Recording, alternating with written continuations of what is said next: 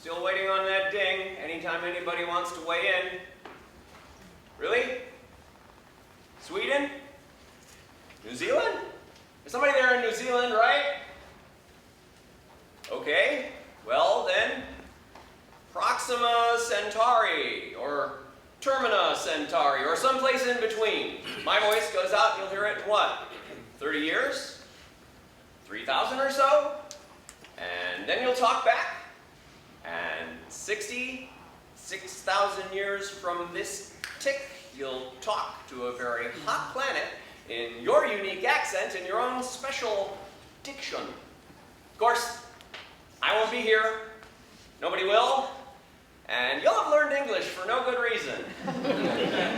Unless maybe you manage to download some Shakespeare. But the planet itself won't be dead.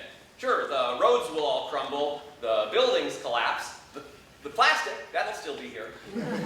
And maybe the last living things to survive will be cockroaches and some fungi. You might find yourself talking to some really fun guy.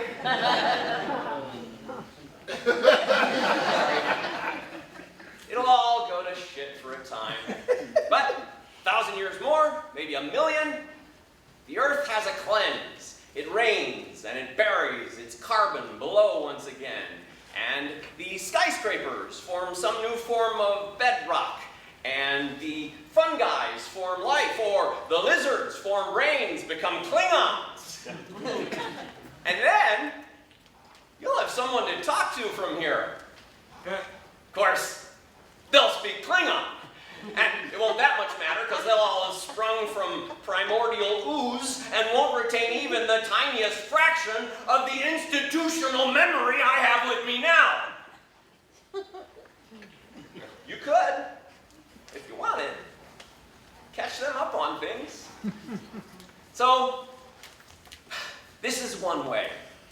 As much as you might find you want to respond to someone quite so charismatic as me, by the time you reply, I just won't be all that much into you then. So maybe just listen. I'm no kind of genius, just last one to witness to things not quite costing as much as they probably ought. Cross-reference to rule number 4. So, sex. Sex was kind of important to us. Probably is to you too. It tingles, feels good, and you want to repeat what feels good, so you relive the success of your sex in successive conceptions. If it don't feel so good, then you're not so inspired to reseed the species, and your special branch of the prolific process simply won't stretch itself out so far. But for us, it was good. Really good. I remember it. Still engage in it from time to time. Not quite in a way you might quite call productive. But, boy, were we productive, and our sudden explosion of reproductive matter outstretched or edged out all the stuff gone before us. We toddled along a really long time with maybe 1,000,000 till that whole, farming thing kind of took off. We hit our first billion around 1800, number 2, 1930, and then 1960, and 75, 1990, 2000, 2010, 2020. In just 60 years, we tacked on 5 billion to double and triple the cumulative output of 300,000 long years as a species. The sex was, good. But without precedent. We were only just guessing that we could sustain at this pace. We were a great throng of sex-starved adolescents, making all of it up as we toddled along. Extra billion? Why not? Never mind, at the same time we're using, food. We made up this sudden new craving for gas, for electric, for power. We needed it, craved it. It got us to shelter. It got us more comfort. It got us more sex.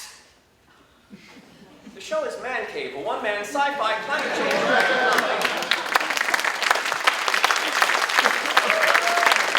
My name is Mooney. I'm at the Mixed Blood Theater, opening 8:30 on Friday. This is my Minnesota Fringe Festival number 10. I'm from Chicago. I keep coming back because I love you so much. Thank you.